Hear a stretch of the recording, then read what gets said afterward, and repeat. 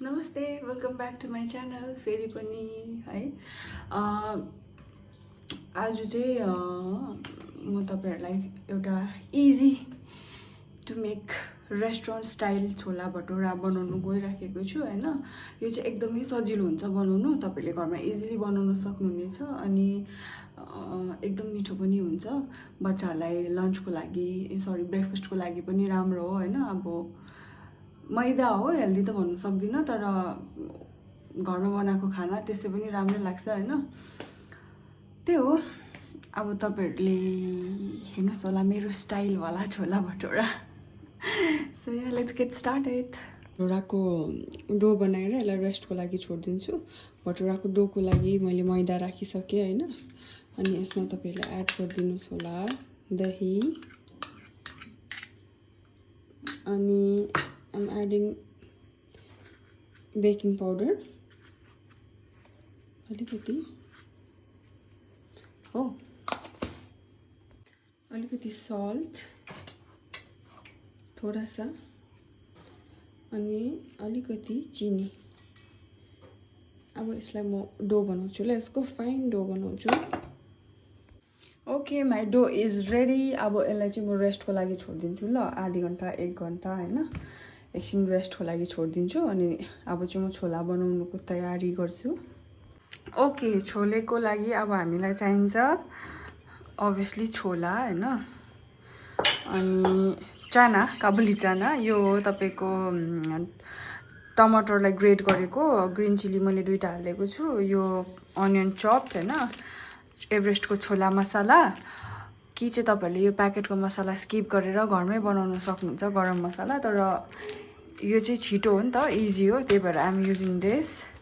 कश्मिरी लाल मिर्च अनि यो जिरा पाउडर, अलिकति जिराको धुलो, बस। छोलाको मसला चाहिँ यति नै हो। अब चाहिँ म पकाउनुतिर लाग्छु है। आज चाहिँ म यो कुकर युज गर्दैछु किनभने मैले यो चानालाई हाफ बोइल मात्रै गरेको छु नि त, अस्तिको दिनै गरिरहेको थिएँ हो। त्यही भएर चाहिँ म कुकरमा सबै मसलाहरू हालेर यहीँ सिटी लगाइदिउँ भनेर सोचिराखेको छु। अनि किनभने जुन चाहिँ हामी यो चानालाई बोइल गरेर निकालेरहरू गर्छ नि, त्यो प्रोसेस तपाईँहरूले एकदम स्किप गरेर काँचो चानालाई पहिला चाहिँ मसला पकाएर त्यो काँचो चाना कुकरभित्र हालेर बनाउनु सक्नुहुनेछ। त्यो बोइल गर्नुपर्ने यस्तो त्यति साह्रो इम्पोर्टेन्ट छैन। त्यही भएर चाहिँ आज म त्यही हिसाबले बनाउन आँटेको छु। चलो सुरु गरेँ अन्दाक्षरी। लाहो खरिएन क्या तेल त। जिरा हालेँ हो, अनि त्यसको बादमा यो तेजपत्ता पनि हालिदिएँ। अनि अब आयो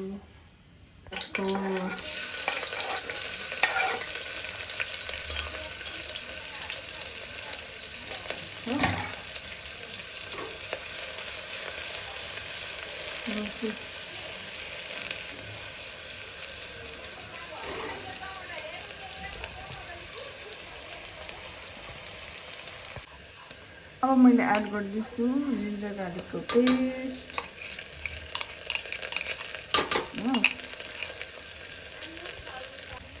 जिरा पाउडर, छोला मसालाको प्याकेट, फुल प्याकेट हालिदिन्छु ल मैले यसमा, अनि हल्दी,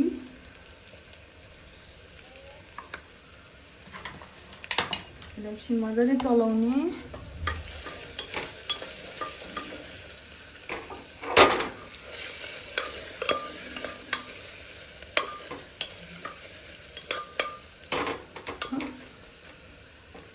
अनि अब चाहिँ आइएम एडिङ टोमेटोको प्युरे।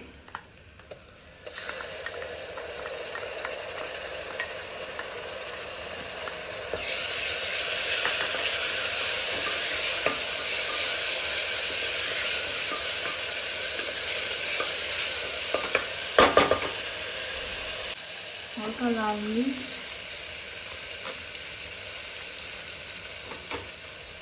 अनि अलिकति पानी हालेर चाहिँ मसलालाई पाक्न दिनु पर्यो ल। मसला हाम्रो एकदम रेडी भइसक्यो। Now it's time to add चाना।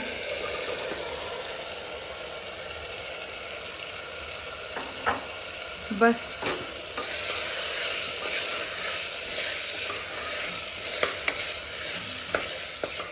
यदि हेर्नुहोस् 5 मिनटको पनि काम छैन हो। 5 मिनटभित्रमा तपाईँहरूले छोला भटौरा घरमा बनाएर खान सक्नुहुनेछ। नुन हाल्नु चाहिँ नबिर्सिनु चाहिँ। म चाहिँ अलिकति पिरो खान्छु नि त, त्यही भएर अलिकति पिसेको खोर्सानी एड गर्दैछु। तपाईँहरूले चाहिँ पिरो खानुहुन्न भने चाहिँ यो पार्ट स्किप गर्दा हुन्छ हो। Now it's time to add water. अघिकै छोलाको उयोमा पानी हाल्दैन। अब यसलाई चाहिँ सिटी लगाउनु पर्यो।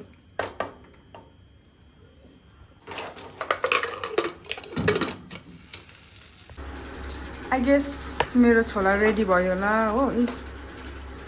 हेर्नु सक्नुहुनेछ छोला इज रेडी। अब एकछिन अब म भटौराको लागि तयारी गर्छु अनि एकछिनमा फेरि भिडियो गर्छु। अब भटौराको पालो है त। मेरो आँटा चाहिँ यस्तो भएछ, रेस्ट दिएर।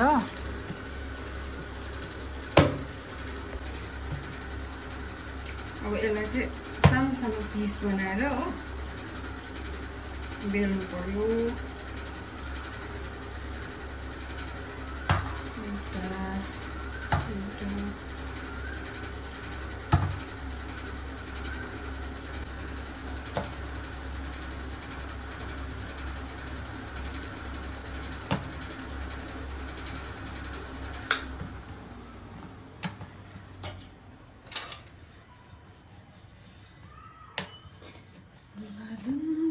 सितारे लपेटे हुए ये जाने तमन्ना किधर है।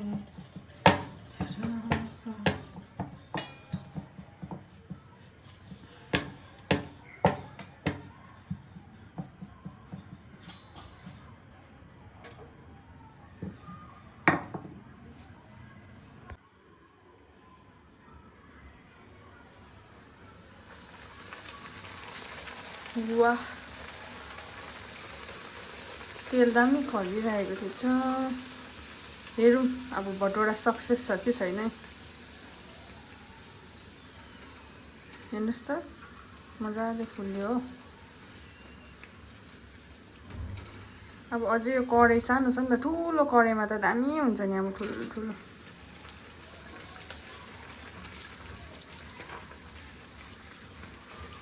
त्यसरी दामी भटौरा तपाईँहरूले पनि घरमै इजिली बनाउन सक्नुहुनेछ हो। अघि चाहिँ एउटा बनाएर ट्राई गरेर राखेको, अनि यो चाहिँ सेकेन्ड। हेर्नुहोस् त,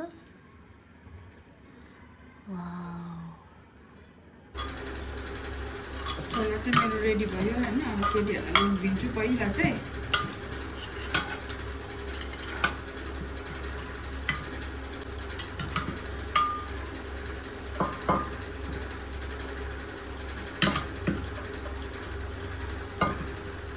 म चाहिँ यसमा अलिकति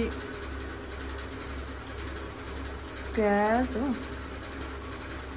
अनि ग्रिन चिली, त्यसपछि धनिया अलिकति एड गरिदिन्छु। अनि तपाईँहरूले चाट मसला छ भने चाट मसला एड गर्न सक्नुहुन्छ हो। अनि म चाहिँ अब यसमा दही पनि एड गर्न आँटेको छु, दही पनि एड गर्छु। ल हेर्नुहोस् त, एकदम छोला भटौरा रेडी भयो। अब यो चाहिँ म साथीहरूलाई लगिदिनु आँटेको हो। गरम भएर मैले चाहिँ बनाइसकेँ हो। अन्त साथीहरूलाई चाहिँ दिएर आएँ। चाहिँ अलिकति ब्ल्याक टीसँग खानु मन पऱ्यो नि त हो। ब्ल्याक टी बनाउँछु अनि ब्ल्याक टीसँग खानु पर्दा म चाहिँ गरम कस्तो डरलाग्दो यो उहिले गर्दा बाफेको क्या। यहाँनिर खाना बनाएर तेलमा उस्तो तलेर चाहिँ दिइसकेँ हो। यो चाहिँ मेरो यो ब्ल्याक टी बनाएँ। यहाँ छ छोला भटौरा। यहाँ सिरिज हेर्दैछु, अब खाँदै एकछिन सिरिज हेर्छु हो।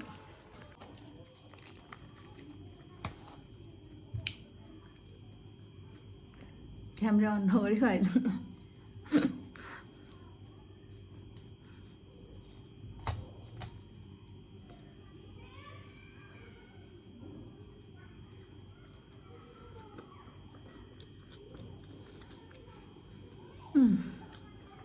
Super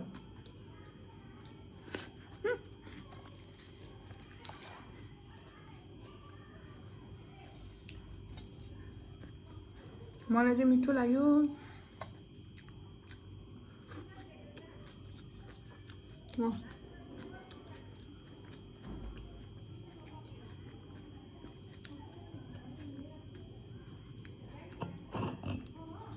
very nice